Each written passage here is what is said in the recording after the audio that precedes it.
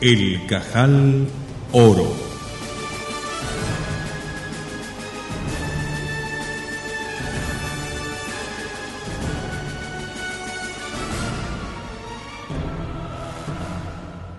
«15 años de paz para un mundo financiero que ha saboreado los suculentos negocios de la Primera Guerra Mundial es demasiado». A fines de 1933, los fabricantes de armas, los constructores de buques de guerra, los productores de estaño, cobre, antimonio, los acaparadores de materias alimenticias y especialmente los banqueros andaban desesperados. Es verdad que la prolongada crisis había en parte compensado las pérdidas de la paz, pues pudieron por precios viles adquirir las más valiosas propiedades y los mejores títulos. Pero esos bienes quemaban aquellos pálidos dedos semíticos, solo aficionados a acariciar el oro. Repugnábales el dirigir una fábrica, administrar una estancia, organizar un ferrocarril, tratar con peones y obreros. Andaban pues impacientes por liquidar todas estas empresas y volver a su especialidad.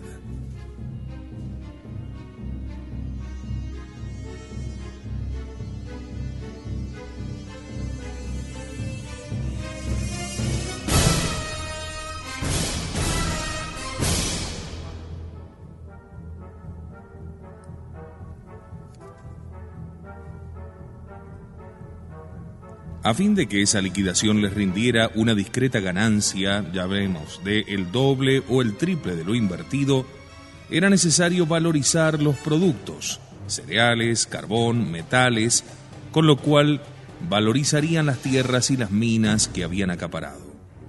Existía además otra razón para no prolongar la crisis. Se estaban poniendo en discusión las bases de la economía que hiciera la grandeza de los prestamistas. El mundo, como el enfermo de Dante, quería cambiar de postura. Ya se oían protestas en las universidades contra los principios clásicos. Ya algún economista denunciaba la doctrina de la moneda como la verdadera causa de la angustia mundial. La banca judía se alarmó. Trastornar las reglas financieras del mundo liberal construido por ella y para ella era robustecer a los productores e independizar a los gobiernos. Decididamente, 15 años de paz eran demasiado. Una buena guerra levantaría los precios, sofocaría la voz subversiva de aquellos profesores y permitiría que el Cajal siguiera conduciendo al mundo por las vías del anticristo. Pero una buena guerra. La de Bolivia y Paraguay había fracasado. Las chispas que arrojaba por arriba de las fronteras no lograban incendiar ningún país vecino. Era hora de forzar la máquina.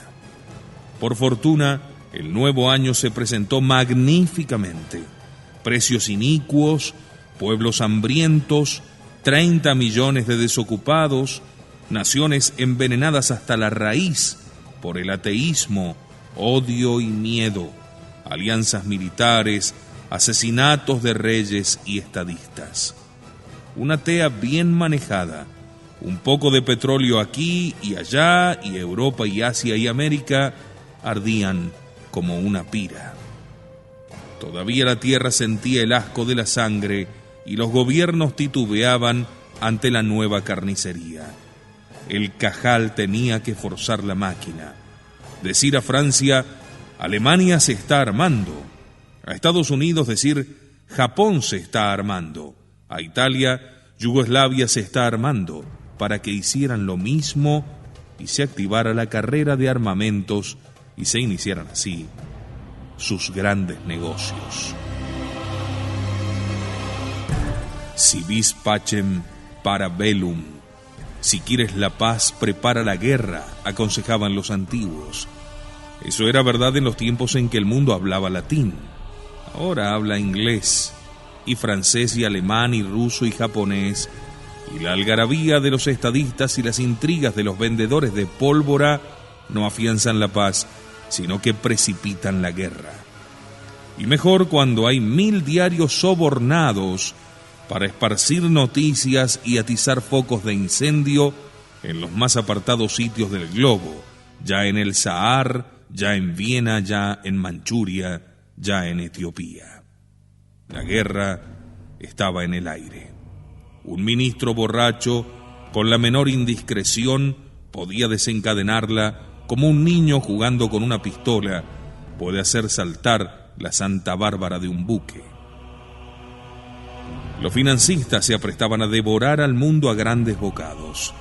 De pronto se atravesó en el camino uno de esos héroes civiles que saben afrontar la impopularidad y la ruina, y embarcó al Senado de los Estados Unidos en una pesquisa sensacional. ¿Quiénes son los pueblos que realizan el infame negocio de enemistar a una nación con otra para venderles armas a las dos? ¿Quiénes son los que ya están acuñando la sangre de los soldados que morirán sin saber por qué? Descubrióse que los fabricantes de armas y de municiones untaban la mano a personajes de todos los países, a fin de que se suscitara la fiebre armamentista. Y se pronunció el nombre de algunas grandes empresas involucradas, entre ellas la Zabulon Steel and Company. Este nombre judío obró como un talismán. La ruidosa investigación se amortiguó.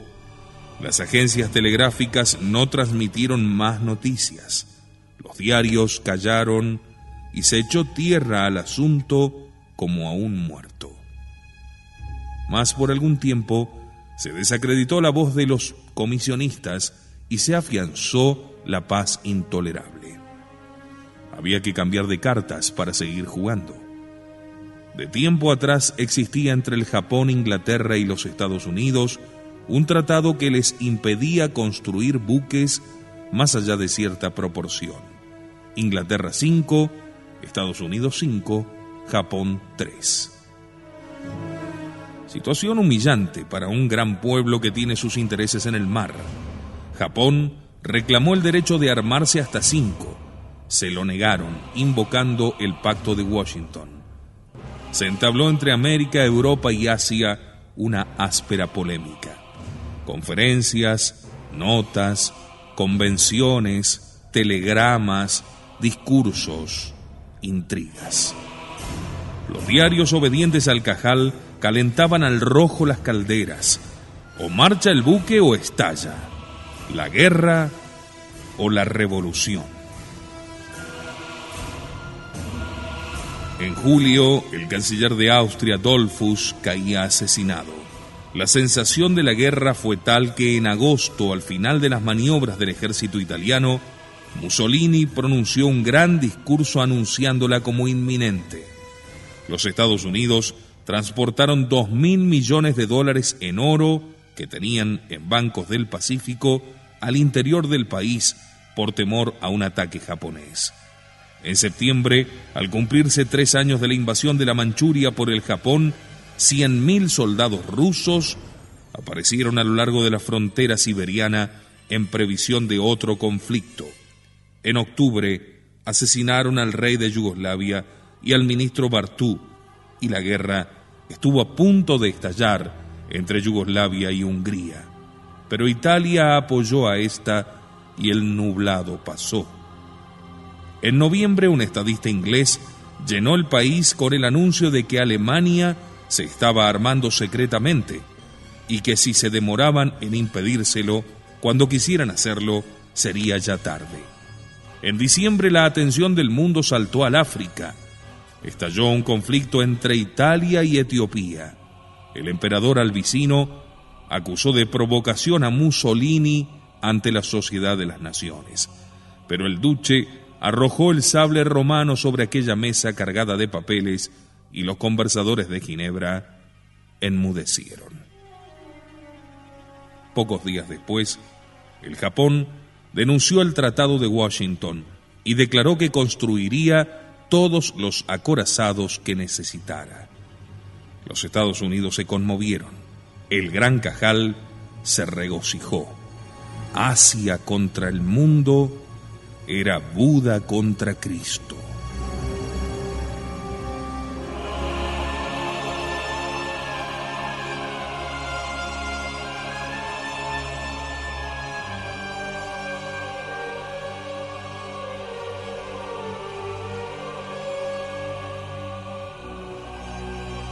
Ese mismo día el precio del antimonio subió en Londres 7 libras esterlinas por tonelada. Hábil maniobra de los banqueros. En vez de la palabra desacreditada de los comisionistas de armamentos, ahora hablaba la bolsa. Es sabido que todos los gobiernos vigilan los preparativos militares de las demás naciones. Sus expertos no se limitan a leer las estadísticas, que son muchas veces adulteradas. Hay indicios más elocuentes, y estos son el precio de ciertas materias indispensables para la fabricación de municiones. Un alza brusca del algodón, del wolfram, del plomo, los preocupa más que un discurso de Mr. Chamberlain o de Mr. Tardieu. Ese día, pues, corrió por el vasto mundo aquella pequeña noticia: el antimonio, que valía 37 libras esterlinas la tonelada, subió a 74, y de ellas tan solo 7 en un día. Al mismo tiempo desparramábanse la interpretación del hecho. El Stock Exchange de Londres se muestra sobremanera alarmado. El antimonio que se emplea para fabricar tipos de imprenta se usa, aliado con el plomo, para fabricar granadas. Actualmente la fabricación de tipos de imprenta no ha aumentado. ¿Por qué, pues, este alza en el antimonio? Los especialistas creen que esto se debe a ingentes compras de alguna nación que está fabricando granadas en gran escala. En una sola hora, las noticias y el hábil comentario que parecía extraído de los protocolos de los sabios de Sion dieron la vuelta al mundo.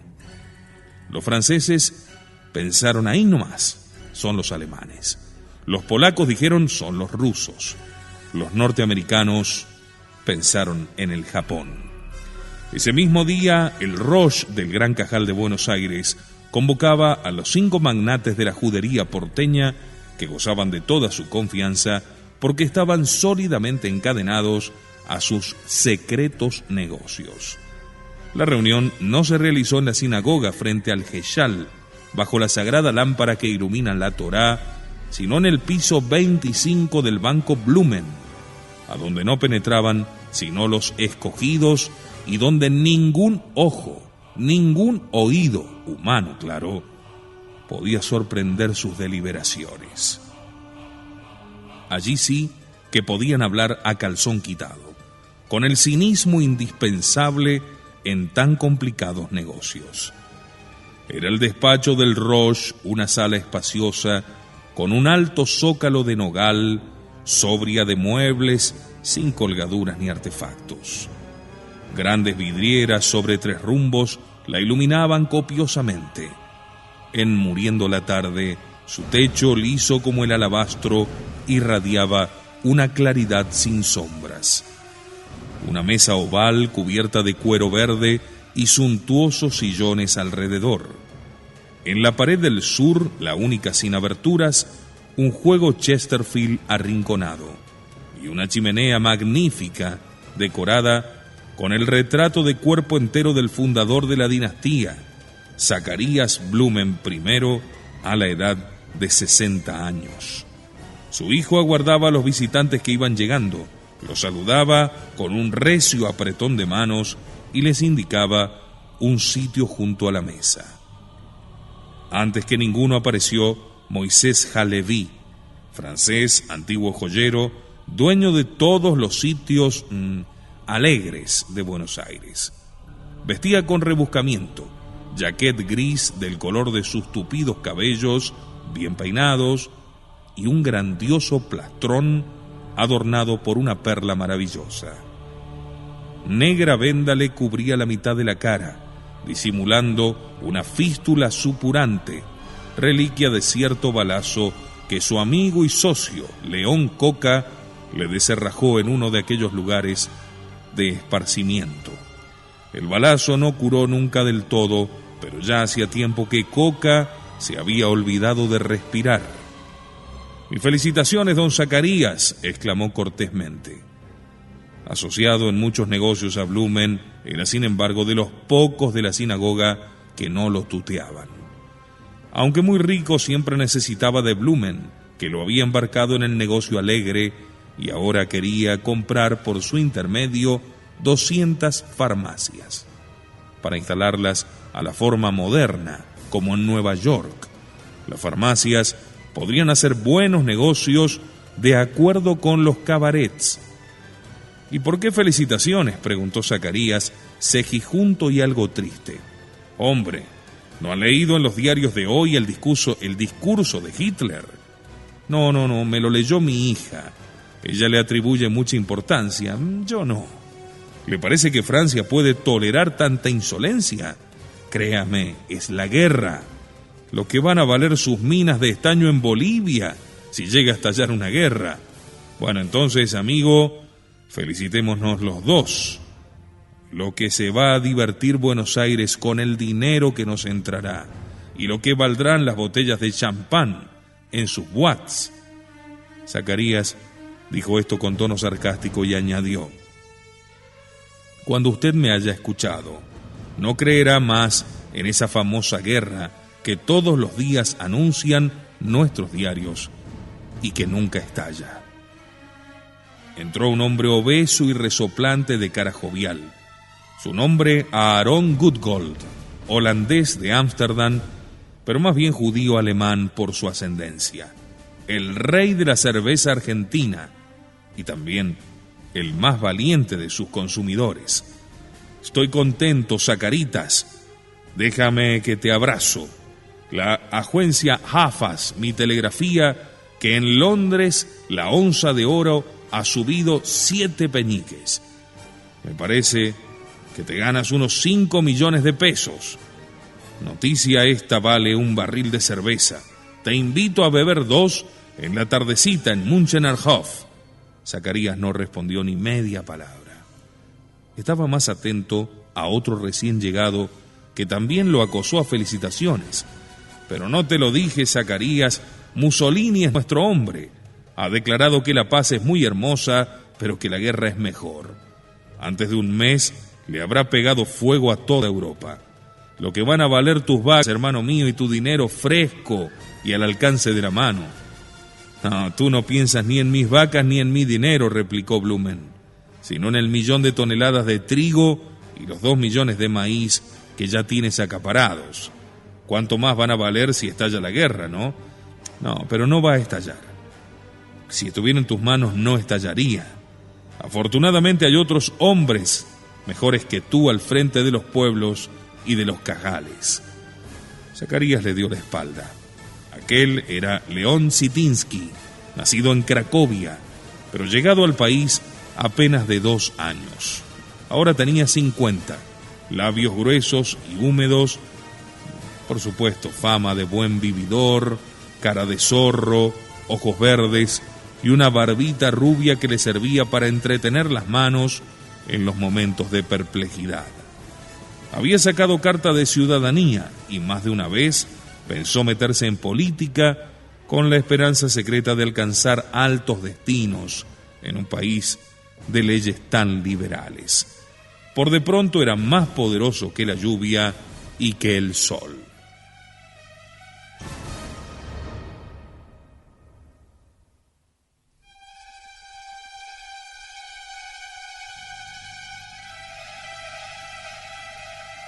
Resultó ser que llegó un punto en que el bienestar de los agricultores no dependía tanto de los fenómenos meteorológicos como del funcionamiento de su hígado.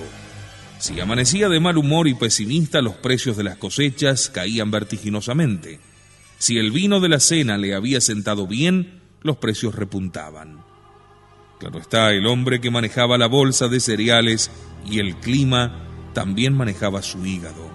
Y así ocurrió que un día en que apareció con la cara verde y mirándose la lengua blanca en un espejito de bolsillo, los especuladores olfatearon el derrumbe y se apresuraron a vender, especulando con la baja, y perdieron sumas enormes, porque León Sitinsky ordenó a sus 500 agentes que compraran y los granos subieron, después que él hubo llenado sus depósitos.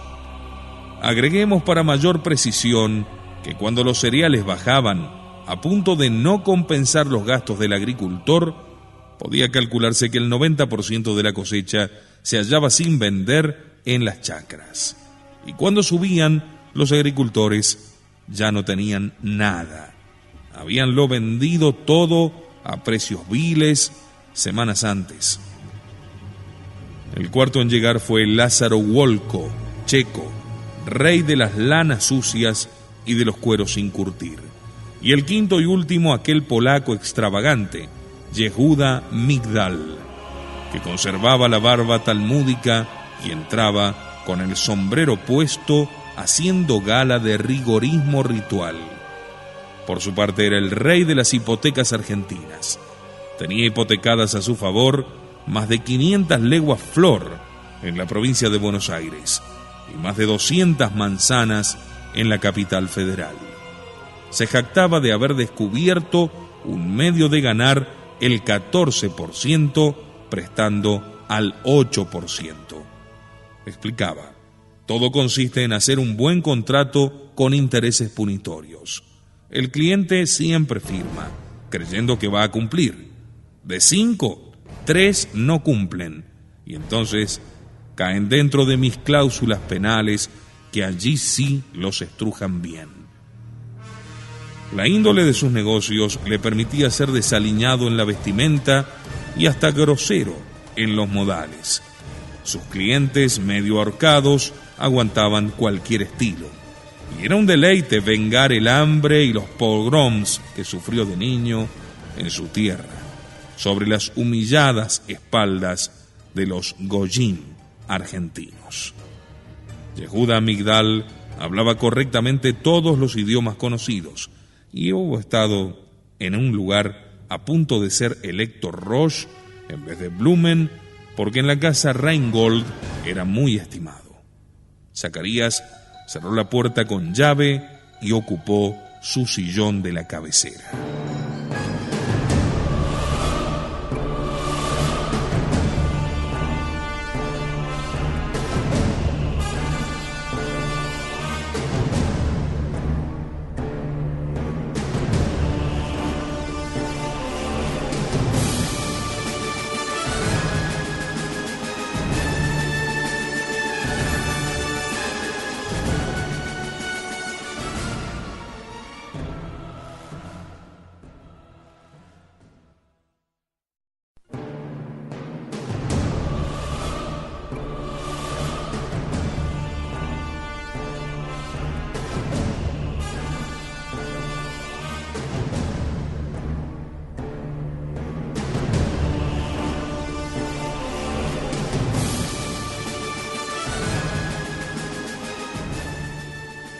Blumen paseó su mirada por aquellos 5 rostros, 3 de ellos afeitados a la inglesa como el suyo, pero todos marcados por el indeleble sello del pueblo escogido. Todos, ese día, hasta el rudo y ensombrerado Yehuda Migdal, parecían alegres como si esperasen buenas noticias. En suma, ustedes están hoy satisfechos de la vida. Lo siento porque voy a aguarles la fiesta. Tengo cosas graves que comunicarles. ¿Qué ocurre? ¿Qué está sucediendo? En las 5 caras tan distintas se pintó la misma angustia. Tú, Aaron Goodgold, que me has felicitado por el alza del oro en Londres, ¿no tienes algunos ahorritos que se te están valorizando? ¿No es verdad que posees unos 2 millones de libras en oro? Eso te hace ganar 1 millón de pesos. Sí, ciertamente. Pero si me alegro por mí una vez y bebo un barril de cerveza, me alegro 10 veces por ti que tienes 10 veces más y beberé en tu nombre 10 barriles. Te lo agradezco, pero dime, ¿qué nos pasaría a ti y a mí y a todos ustedes, que también tienen su medida de lana oculta, y a los Reingold y al Cajal, si hoy se descubriese la fabricación artificial del oro? a tal punto que un puñado de oro resultase más barato que un puñado de sal. Aarón Gudgold palideció, quedó sin castellano y solo atinó a exclamar en yiddish, el idioma de su juventud: ¿qué estás diciendo, Zacarías? Esto tenía que suceder de un día a otro, exclamó Blumen siguiendo el hilo de sus cavilaciones. Hemos sido demasiado hábiles y hemos ido demasiado lejos. ¿Qué quieres decir con ese lenguaje sibilino?, interrogó Yehuda Migdal, impaciente y alarmado. Algún día, dijo Blumen, la humanidad se asombrará de que haya habido una época en que ella misma se dejó encerrar en esta prisión israelita del prejuicio del oro. Hallará inconcebible una crisis como la actual, en la que el mundo, conservando y hasta aumentando su fuerza productiva, ha vivido muriendo de miseria, por carecer de medios de pago a causa de que el oro, del que nuestros sabios han hecho la base de las monedas universales, ha sido retirado de la circulación en grandes masas por nosotros mismos. Aarón Gudgold, que sufría de reuma, llevaba siempre una papa en el bolsillo. Le habían dicho que eso era bueno. Sacó la papa y la colocó sobre la mesa. Ya sus amigos conocían esa costumbre y exclamó: «Está bien lo que dice Zacarías, pero no te comprendemos. ¿Qué quieres decir, hombre santo?». Blumen prosiguió como hablando consigo mismo: «Hemos llevado al mundo de crisis en crisis, para aumentar el poder del oro, porque nuestros sabios habían demostrado que la prosperidad lo disminuye». Naturalmente, saltó fastidiado Yehuda Migdal, porque en la prosperidad hay crédito, y el crédito descubre 1000 formas de moneda, billete, cheque, pagaré, que reemplazan al oro. Pero ¿sabes lo que eso prueba? No que el cajal ha ido demasiado lejos, sino la extrema abyección de los pueblos cristianos. El polaco, sin preocuparse, prosiguió: «Los cristianos tienen cerebros de bestias. No han sido capaces de inventar una moneda que los liberte de nosotros. Y han aceptado hasta en sus libros de economía política que el metro de todas las mercaderías que ellos producen sea otra mercadería que ellos no tienen, cuyo valor fija diariamente nuestra casa en Londres». «Exactamente», exclamó Blumen. Y Migdal, ya embalado y respirando fuego, prosiguió: «El que tú, Sitinsky, un día hagas bajar el trigo no obliga a Gudgold a bajar su cerveza, ni a Wolko a bajar sus lanas. Pero cuando Rheingold levanta el precio del oro, de un solo golpe deprime el de todas las mercaderías que se pagan con oro». Lo miró a Blumen y le dijo: «Y tú, Roche, has dicho una tontería. El cerebro de los Goyim no es capaz de inventar un oro artificial. Solamente un israelita podría hacerlo y se guardará muy bien de ello». León Sitinsky comenzó a tirarse la barba suavemente. Halevi, por su antiguo oficio, tenía algunas nociones de química. «No es nueva», dijo, «la ocurrencia de que alguien fabrique oro, y hasta hay quien lo ha logrado. Pero 1 gramo de ese oro artificial cuesta 5 o 6 del oro natural en carbón y drogas y trabajo». Todos quedaron pensativos. Sitinsky continuaba tironeándose los pelos. Cuando arrancaba alguno lo examinaba a contraluz, como si esperase hallarlo de oro. Gudgold recobró su castellano y quiso plantear bien la cuestión. Ese inventor quiere mantener secreta su invención para explotarla comercialmente. No. Supongamos que sea un sabio a quien no le interese más que la gloria del descubrimiento. Lanzará su fórmula a todos los vientos y antes de 3 meses no habrá laboratorio que no fabrique oro a toneladas. Si ese hombre existiera, dijo Yehuda Migdal, habría que callarlo. ¿De qué manera? ¿Y tú, Roche, lo preguntas? De cualquier manera. Pero ese hombre no existe. Blumen se aferró a la primera cuestión. Yo necesito que me digan lo que sucedería si hoy se supiera que el oro se puede fabricar por toneladas al precio del plomo. Halevi respondió: si el inventor fuese judío, no es judío, es cristiano y odia a los judíos. Bueno, pero hay muchos cristianos que odian a los judíos y sin embargo los imitan cuando se trata de negocios. Si ese inventor quiere proceder comercialmente, ya he dicho cómo procederá. Publicará su fórmula en los diarios y antes de 3 meses, los 2 millones de libras de good gold equivaldrán a 20 o 30 toneladas de plomo, que valen unos 15.000 pesos papel. Poco a poco, replicó Halevi. Si el oro pierde su valor, nuestros billetes garantidos por el oro de la caja de conversión no valdrán nada, y good gold no querrá dar su plomo ni por 200 millones de ese miserable papel, es decir, no habrá perdido, entonces habrá ganado, y se echó a reír estrepitosamente.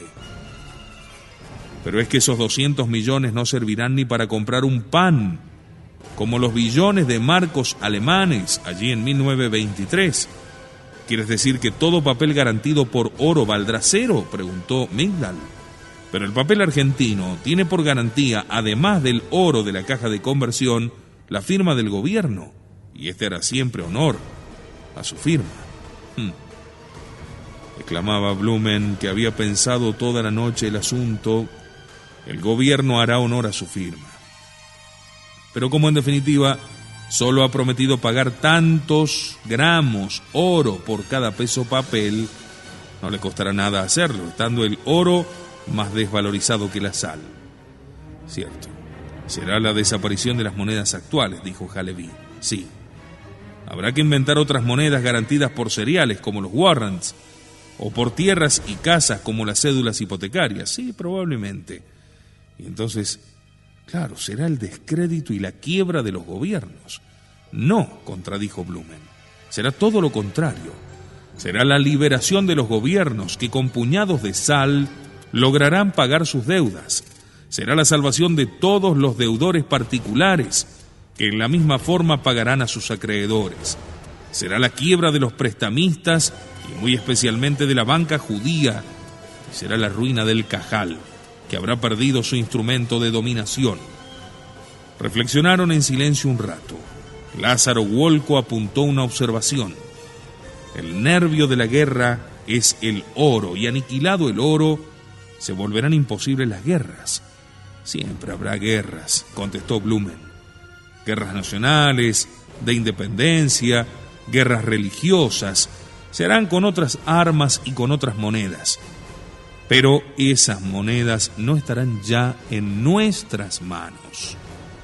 Los negocios de las guerras no serán nuestros. Estamos en el reino de la fantasía, exclamó Goodgold. Ni el oro ni la cerveza dejarán de valer mientras exista el mundo.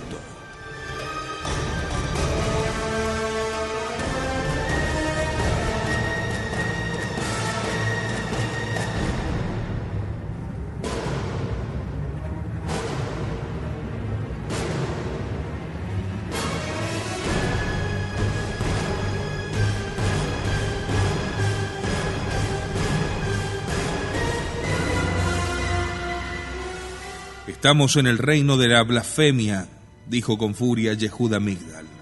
Y tú, Rosh, que hablas de la ruina del Cajal como si dependiera de la voluntad de los hombres, tú has blasfemado. Explícate, Yehuda, pero no me insultes, porque te haré arrojar con mis criados por el balcón. Hay 25 pisos hasta la calle. Migdal se encasquetó bien el sombrero, miró con desdén la papa que Goodgold usaba contra el reuma, porque él también la había usado pero inútilmente, y se dirigió a Blumen. Hemos sido electos para gobernar el mundo, y están a punto de cumplirse las profecías, y tú nos vienes a anunciar la ruina del Cajal. Pero espera, déjame explicar el porqué. Aguarda, Rosh. Mira lo que está pasando a tu alrededor. Ya la mayoría de los pueblos cristianos celebran nuestra fiesta. Hemos sabido infiltrar en las leyes el descanso del sábado judío, además del domingo cristiano. Sí, no tardaremos en hacer desaparecer el domingo, dijo Lázaro Wolko. El triunfo es seguro y está cercano. No tenemos ejércitos, pero dominamos la mayoría de los grandes diarios y de las agencias de publicidad y gobernamos los nervios de la humanidad. Asesinad cristianos en México, en España, en Rusia. Eso no tiene ninguna importancia. No lo transmiten nuestras agencias de noticias, no lo publican nuestros diarios. Pero atropellad un judío en Alemania o en Polonia y escucharéis el grito del mundo: intolerancia, persecución, antisemitismo. El mundo que no ha llorado el martirio de 1 millón de cristianos en Rusia rasgará sus vestidos, porque a un profesor judío le han quitado en Berlín una cátedra, o porque en Buenos Aires a un rufián judío lo han echado del país. Eso es verdad, exclamó Gutgol acariciando la papa. Somos el pueblo elegido. Continúa, por favor. Nuestros escritores han descompuesto la sangre del mundo cristiano inyectándole el veneno del liberalismo. Liberalismo en finanzas, que es la doctrina del oro y del libre cambio. Liberalismo en política, esto es la democracia, el sufragio universal. Liberalismo en religión, es decir, enseñanza obligatoria y atea, para que los niños aprendan lo que a nosotros nos conviene. A ellos les imponemos la libertad, pero sujetamos con el Bet Din, el Cajal y el Erem a nuestra propia nación. Ellos con sus constituciones van como buques desmantelados al azar de los vientos y de las corrientes. Nuestro barco es más pequeño, pero la mano del timonel es firme y sí sabe a dónde vamos. Escúchame, por favor, Yehuda. Yo soy el timonel. El gran Cajal de Nueva York está a 1000 codos arriba del de Buenos Aires, replicó Yehuda. Si tú, Rosh, no crees que las profecías se están cumpliendo, despójate del Taled, no toques más la sagrada Torá, aléjate del Geshal, huye de la sinagoga y refúgiate en la catedral donde un obispo te bautizó. Zacarías aguantó el chubasco. Ya tendría ocasión de cobrarle su falta de respeto a aquel energúmeno que lo odiaba porque le había derrotado en la elección. No estamos en la sinagoga, Yehuda, sino en mi casa. Y no lo olvides, como has olvidado mis palabras del principio. He hablado sobre la hipótesis de la fabricación artificial del oro. Yo también creo que el Cajal es el rey de la tierra. Pero díganme ustedes, ¿en qué se funda su poderío? Silencio.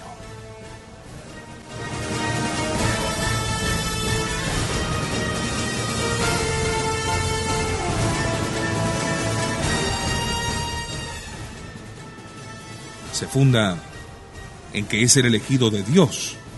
Vamos, déjate de frases. No mezcles el santo nombre de Dios en nuestros negocios.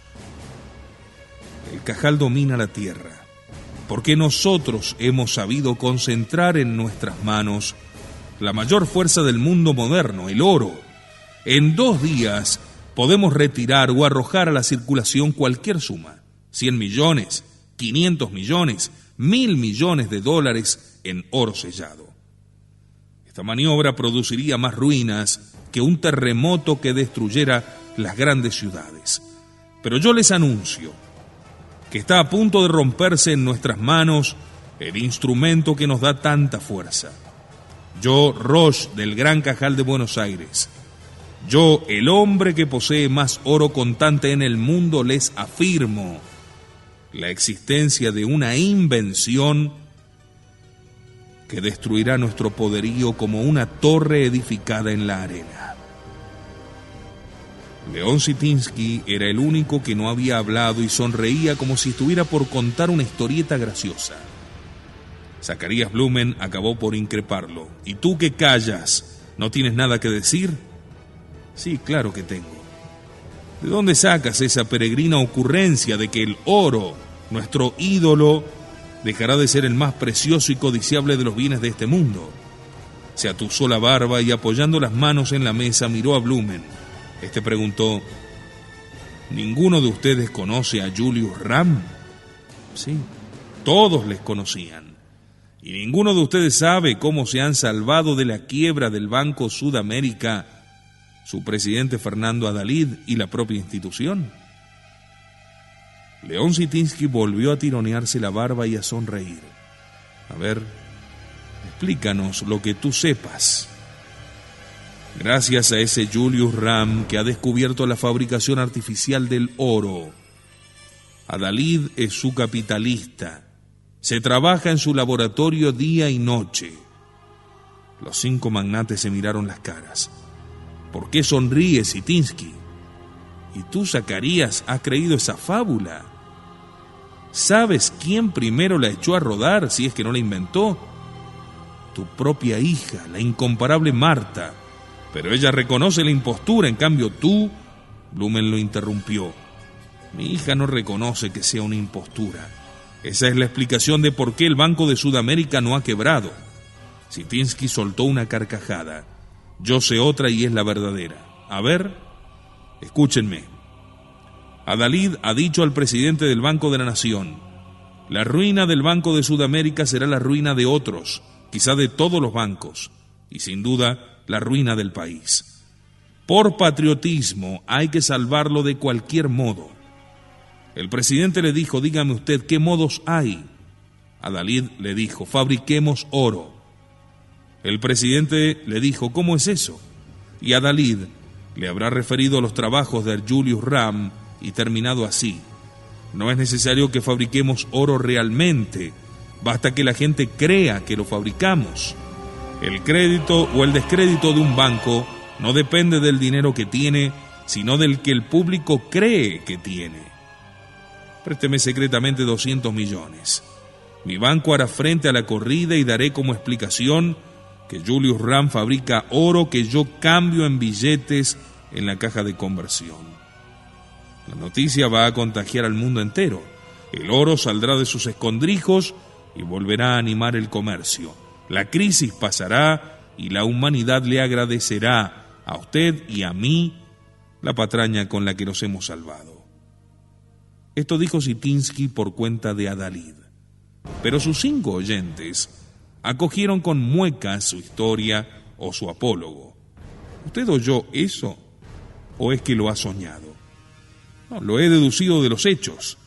Había que sostener al banco y el candidato oficial a la futura presidencia. Blumen se encabritó. Falso es eso, no existe candidatura oficial. Si hay aquí alguna patraña, esa es tu explicación. En cambio, yo les voy a mostrar la prueba de que Ram está fabricando oro a gran escala, y no solo para Adalid, sino también para la casa Meyerbeer. Anoche lo he podido comprobar. ¿Qué has visto?, preguntaron. He visto el laboratorio donde Julius Ram del plomo y del mercurio extrae un oro más fino que el de las minas del Transvaal. He visto paletadas de escoria que valían millones desparramadas como residuos en las calles de un jardín. Y las he visto fundirse en el crisol y convertirse en lingotes de oro. La hija de Ram ha llenado un frasco de esas escorias y me lo ha dado como recordatorio de mi visita. ¿Qué creen ustedes que sea esto? Halevi hundió sus manos expertas en aquello que parecía un montón de ladrillo machacado y exclamó demudado: esto es oro, de 24 quilates. Si tuviera un crisol... Blumen abrió una puertecita disimulada por el alto zócalo y mostró a Halevi un pequeño laboratorio donde el banquero y su hija habían realizado experimentos de alquimia. Los 6 se agolparon detrás del antiguo fabricante de joyas. Halevi tomó 2 gruesos puñados de aquella arena opaca y rojiza y los depositó en un vaso de tierra refractaria sobre la que proyectó la llama azul y potente de un pico de gas. A los pocos minutos, los gránulos empezaron a licuarse y un rato después, la opaca arena se había transformado en un coágulo trémulo y brillante bajo el ígneo chorro del soplete. Halevi volcó en un molde el crisol y con unas tenazas levantó el lingote formado y lo metió en un cubo de agua fría. Aquí está. Aquí lo tienen. Uno por uno, los 5 judíos palparon, examinaron, acariciaron el lingote, que sin duda alguna era de oro sin mezcla, amarillo, pálido y brillante.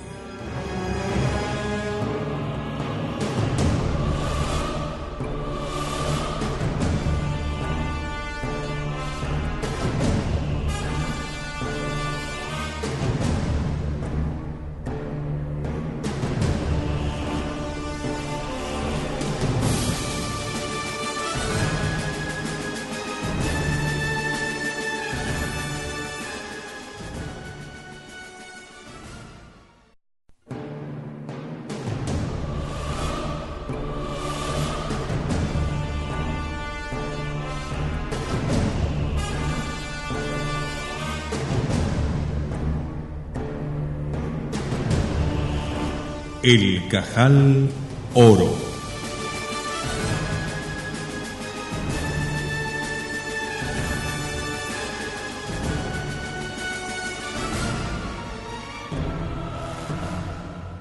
«15 años de paz para un mundo financiero que ha saboreado los suculentos negocios de la Primera Guerra Mundial es demasiado». A fines de 1933, los fabricantes de armas, los constructores de buques de guerra, los productores de estaño, cobre, antimonio, los acaparadores de materias alimenticias y especialmente los banqueros andaban desesperados. Es verdad que la prolongada crisis había en parte compensado las pérdidas de la paz, pues pudieron por precios viles adquirir las más valiosas propiedades y los mejores títulos. Pero esos bienes quemaban aquellos pálidos dedos semíticos, solo aficionados a acariciar el oro. Repugnábales el dirigir una fábrica, administrar una estancia, organizar un ferrocarril, tratar con peones y obreros. Andaban pues impacientes por liquidar todas estas empresas y volver a su especialidad.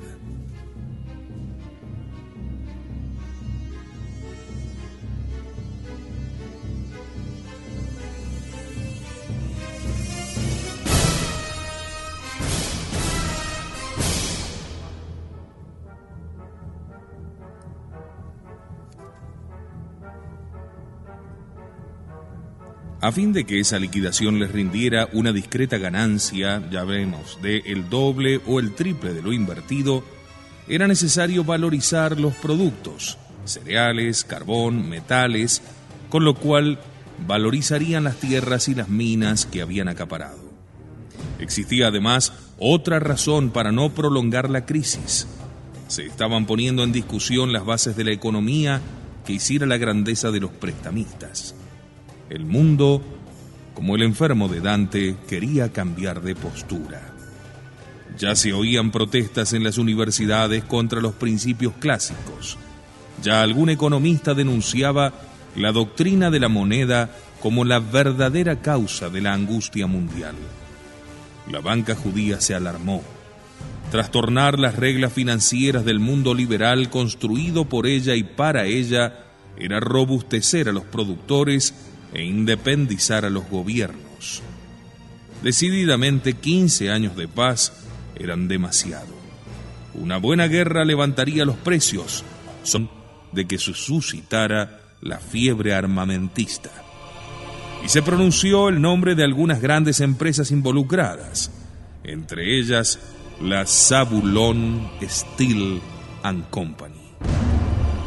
Este nombre judío obró como un talismán. La ruidosa investigación se amortiguó. Las agencias telegráficas no transmitieron más noticias. Los diarios callaron y se echó tierra al asunto como a un muerto. Mas por algún tiempo se desacreditó la voz de los comisionistas y se afianzó la paz intolerable. Había que cambiar de cartas para seguir jugando. De tiempo atrás existía entre el Japón, Inglaterra y los Estados Unidos un tratado que les impedía construir buques más allá de cierta proporción. Inglaterra 5, Estados Unidos 5, Japón 3. Situación humillante para un gran pueblo que tiene sus intereses en el mar. Japón reclamó el derecho de armarse hasta 5. Se lo negaron, invocando el Pacto de Washington. Se entabló entre América, Europa y Asia una áspera polémica. Conferencias, notas, convenciones, telegramas, discursos, intrigas. Los diarios obedientes al Cajal calentaban al rojo las calderas. O marcha el buque o estalla. Sofocaría la voz subversiva de aquellos profesores y permitiría que el Cajal siguiera conduciendo al mundo por las vías del anticristo. Pero una buena guerra, la de Bolivia y Paraguay, había fracasado. Las chispas que arrojaba por arriba de las fronteras no lograban incendiar ningún país vecino. Era hora de forzar la máquina. Por fortuna, el nuevo año se presentó magníficamente. Precios inicuos, pueblos hambrientos, 30 millones de desocupados, naciones envenenadas hasta la raíz por el ateísmo, odio y miedo, alianzas militares, asesinatos de reyes y estadistas. Una tea bien manejada, un poco de petróleo aquí y allá, y Europa y Asia y América ardían como una pira. Todavía la tierra sentía el asco de la sangre y los gobiernos titubeaban ante la nueva carnicería. El Cajal tenía que forzar la máquina. Decir a Francia, Alemania se está armando. A Estados Unidos decir, Japón se está armando. A Italia, Yugoslavia se está armando, para que hicieran lo mismo y se activara la carrera de armamentos y se iniciaran así sus grandes negocios. Si vis pacem, para bellum. Si quieres la paz, prepara la guerra, aconsejaban los antiguos. Eso era verdad en los tiempos en que el mundo hablaba latín. Ahora habla inglés, y francés y alemán y ruso y japonés, y la algarabía de los estadistas y las intrigas de los vendedores de pólvora no afianzan la paz, sino que precipitan la guerra.